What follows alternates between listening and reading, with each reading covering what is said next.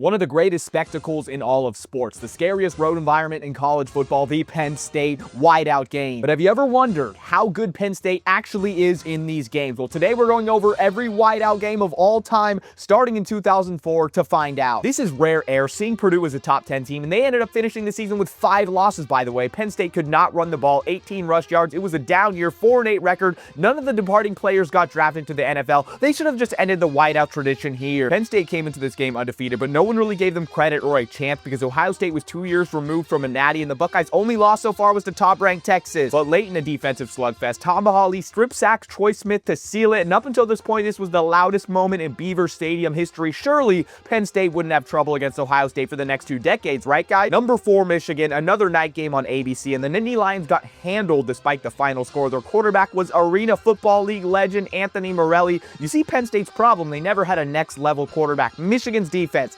7 sacks, and they held State to 186 yards of total offense and negative 0.6 yards per carry. The Wolverines went on to win the Rose Bowl that year, while Penn State went 9-4. Little did these schools know in 2007 they'd be facing off in the inaugural 12-team CFP semifinals years later. Anyways, Notre Dame was straight ass cheeks this year, 2-10 overall, maybe their worst season in program history. In hindsight, a horrible game to waste a whiteout on, but hey, I'll give Penn State their flowers. Back before Illinois was losing 63-10 in Bloomington, they were getting clapped in Happy Valley. This was in the midst of one of Penn State's best seasons under Joe Paterno, while Illinois ended up losing to Western Michigan that year, 241 yards on the ground for the Nittany Lions. They raced all the way to the 08 Rose Bowl. Probably the strangest game on the list. Iowa was unranked, but turned out to be a very great team, winning the Orange Bowl, but because of a safety, the score was 10-5 heading into the fourth quarter. It was raining like wild. No one could throw or kick or do anything until the notorious block 6. From there, it was over. Penn State couldn't move the ball. 21 unanswered points from the Hawkeyes. Come on now. Neither team was ranked, which is odd in terms of wideouts. Denard Robinson, the NCAA 14 cover guy, you're a legend,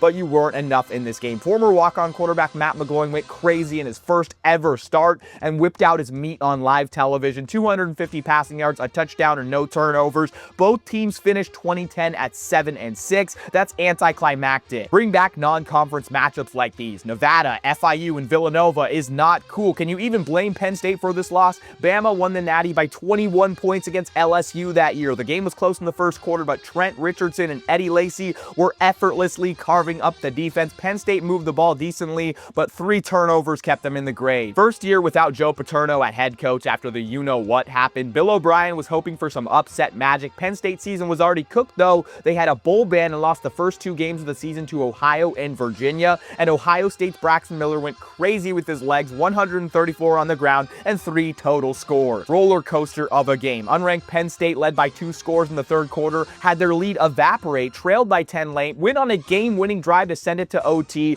and from there it was chaos. The missed overtime kicks on both sides, wow. Then both made kicks in the second OT. Penn State fumbles in the third OT, their 4th turnover of the game, and another shank. Finally, wow, Michigan's entire season collapsed after this. You were on the right side of a thriller in 2013 and the wrong side in 2014. Of course, it's Ohio State. The Nittany Lions had another 7-6 dud year with brand new head coach James Franklin, but they gave the national champions everything they could handle. Ohio State and JT Barrett up big early, game over. How about the pick 6 that changed the momentum and another interception? Christian Hackenberg, what a toss. Beauty, but unfortunately the game ended like this. Harbaugh walked into Beaver Stadium and said, "I'll show you how Michigan is going to play for the next decade. Hard-nosed football." After the second play of the game, Saquon Barkley only rushed for 8 yards. Penn State's crazy pass rush barely got any pressure on Jake Rudock, and he threw for a cool 250 and 2 tutties. Penn State had no business winning this game. Ohio State was ranked number 2, went to the playoffs, had them cook most of the night, and nearly doubled their yardage, but James Franklin needed this. Down 21-7 in the fourth quarter, Trace McSorley somehow leads a comeback, and then